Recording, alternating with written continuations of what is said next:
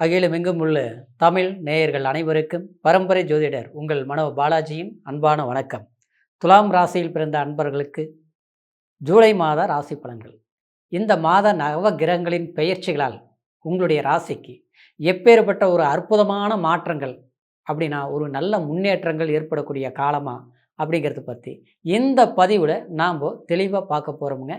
First time பார்க்குறவங்களா இருந்தீங்கன்னா subscribe பண்ணி பெல் பட்டன் அழுத்தி ஆல் ஆப்ஷன் கொடுங்க. துலாம் ராசி அப்படின்னா துலாம் அற்புதமான ஒரு நல்ல தன்மை கொண்ட ராசி துலாம் ராசி. ஏன்னா உங்களுடைய ராசியில் சுக்கிர பகவான் ஆட்சி நிலை அடைவார், சனி பகவான் உச்சமடைவார்.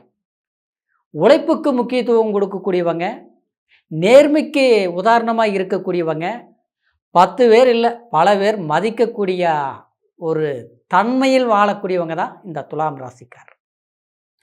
தன்னுடைய கஷ்டத்தை பெருசாக எடுத்துக்கவே மாட்டாங்க. உழைக்கணும், முன்னேறணும், 4 பேர் மதிக்கிற மாதிரி நம்ம வாழணும். ஆனால் மற்றவங்க நம்மளை பார்த்து குறை சொல்லக்கூடாது, குறை சொல்கிற அளவுக்கு நாம் இருக்கக்கூடாது, நடந்தக்கூடாது. இதுதான் உங்களுடைய முதல் சிந்தனை. இன்னொரு விதத்தில் பார்த்துட்டோம்னா துணைவியார், லைஃப் பார்ட்னர் எப்படி இருந்தாலும் சரி அவங்கள புரிய வச்சு அவங்கள பக்குவமாக நம்ம வாழ்க்கை பண்ணி நடத்தி 4 பேர் மதிக்கிற மாதிரி வாழ வைக்கணும். அதுதான் உங்களுடைய குறிக்கோளாக இருக்கும். தவறுகளே பண்ணாலும் நம்பிட்டாங்க, நாணயத்தோடு நடந்துக்கணும். கூட்டாளி குற்றவாளியாக இருந்தாலும் துரோகமே செய்திருந்தாலும் தெரிஞ்ச புத்தி அவ்வளவுதான், போகட்டும். நம்மளுடைய வழி என்னவோ கச்சிதமாக பிசுறடையாமல் இப்படித்தான் செஞ்சு முடிக்கக்கூடிய ஒரு உறுதியான உள்ளம் கொண்டவங்க இந்த துலாம் ராசிக்கார். இன்னும் சொல்ல போனோம்னா உங்களை பார்க்குறவங்களெல்லாம் ஐயா அவருக்கு என்ன குறை, இவங்களுக்கு என்ன குறை, இவங்க மாதிரி நாம் இல்லையே அப்படின்னா மற்றவங்க ரசிக்கிற மாதிரி வாழுவீங்க. ஒரு துணிமணி மட்டும் கிடையாது, ஒரு வண்டி வாகனம் மட்டும் கிடையாது, ஒரு வீடு மட்டும் கிடையாது.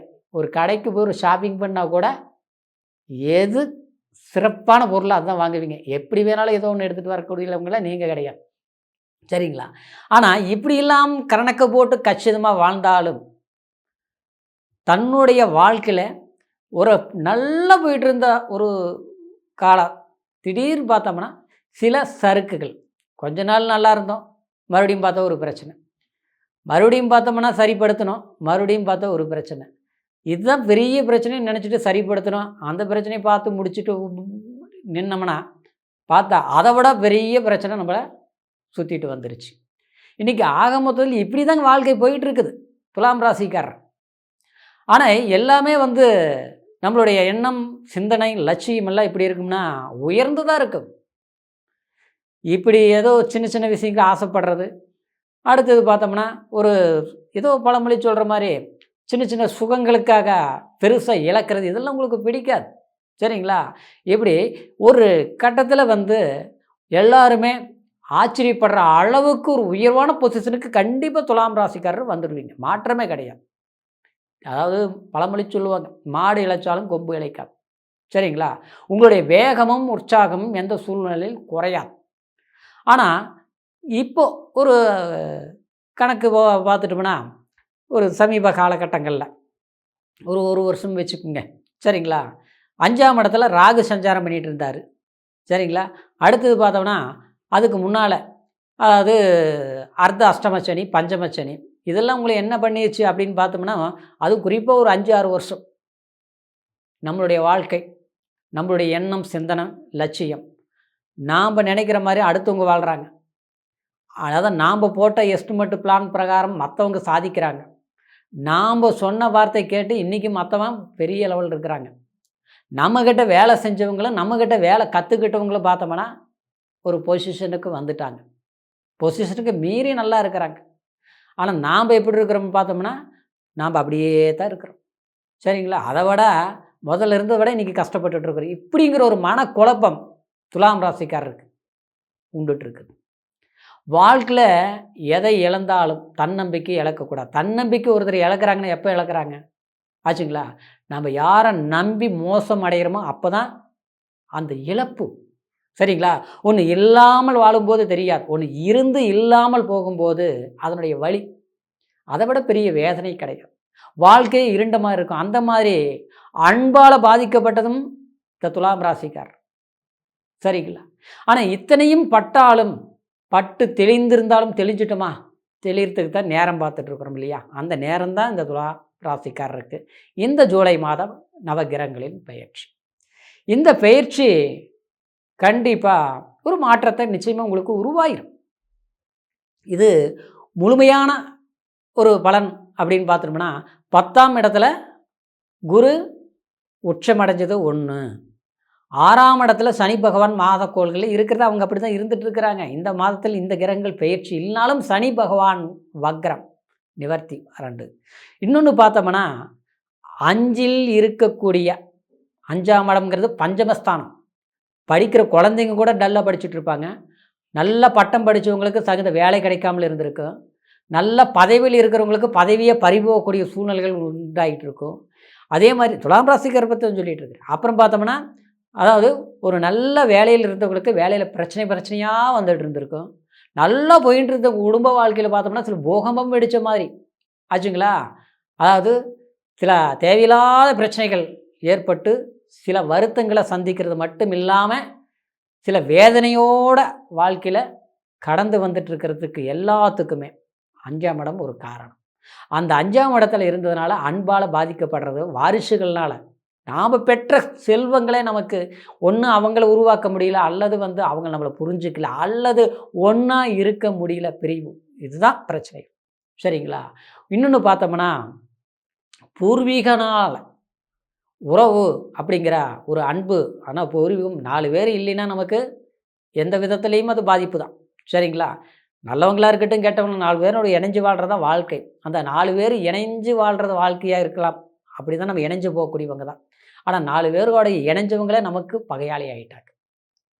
பங்காளிகளே பாசமானவர்களே நம்மளை ஒரு ஏன்னா இந்த துலாம் ராசிக்காரில் பார்த்தோம்னா தெய்வீக பற்று அதிகமாக இருக்கக்கூடியவங்க, தெய்வாம்சம் பொருந்திய மனிதர்கள். எல்லாருடைய அரவணைப்புங்கிறது நமக்கு உதவி செய்யணுங்கிறதுனால நம்ம ஒருத்தர்கிட்ட தேடி போகிறவங்க கிடையாது ஆச்சுங்களா? நம்ம சமுதாயம் நல்லா இருக்கணும், நம்ம இணைந்து இருக்கிறவங்க நல்லா இருக்கணும், நம்ம குடும்ப உறுப்பினர்கள் மட்டும் இல்லாமல் நம்மளை பக்கத்தில் இருக்கிற வீட்டுக்காரராக இருந்தால் கூட அவங்க சிரித்து சந்தோஷமாக இருந்தால் தான் நமக்கு அது ஒரு பலமாக இருக்கும் அப்படின்னு நினைக்க தெரிஞ்ச ஒரு நல்ல மனிதர்களாக இருப்பதனால. ஆனால் இவங்க எல்லாமே நமக்கு விரோதிகளாக மாறக்கூடிய ஒரு சூழ்நிலைகள்லாம் உருவாயிருச்சு. குலதெய்வம் கோயிலுக்கு போக முடியல அப்படிங்கிறதுல துலாம் ராசிக்காரருக்கு சமீப காலத்தில் உருவாகி போச்சு ஆச்சுங்களா? ஆனால் அந்த இடத்த சரிங்களா சூரிய பகவான் சரிங்களா, சூரியன் அந்த இடத்துல உட்கார்ந்து கரெக்டாக, அதாவது குரு பலத்தோடு உட்கார்ந்து குரு பகவான் அதாவது சனி 9ஆம், அதாவது உங்களுடைய ராசிக்கு 6ஆம் ஸ்தானத்தை பார்க்குது. அப்போது ஏற்கனவே சுக்கிரன் 4ஆம் தேதி உங்களுடைய ராசிக்கு லாபஸ்தானத்துக்கு வந்துட்டார். அப்போது கேதோடு இணைஞ்சு ராகுவை பார்க்குறார். சரிங்களா? இது நிச்சயமாக சொல்கிறேன் பாருங்க, உங்களுக்கு ஏதோ நம்மளுடைய முன்னோர்களோ மூதாதேவிகளோ இல்லை நம்மளுடைய நல்ல மனசோ அதனால் சில நன்மைகள் கண்டிப்பாக உருவாகும். நல்லவங்களுக்கு 1000 கஷ்டங்கள் வந்தாலும் சரிங்களா, அடிமேலே அடி விழுகுது அப்படின்னு வருத்தப்படுறத விட்டு நல்லவங்களும் நம்ம வாழக்கூடிய வாய்ப்பு கிடைச்சது அப்படிங்கிற ஒரு மகிழ்ச்சி துலாம் ராசிக்காரருக்கு இந்த மாதத்தில் உருவாகும். அப்போது ஒரே மாதத்தில் எல்லாமே மாறி போயிடுமா?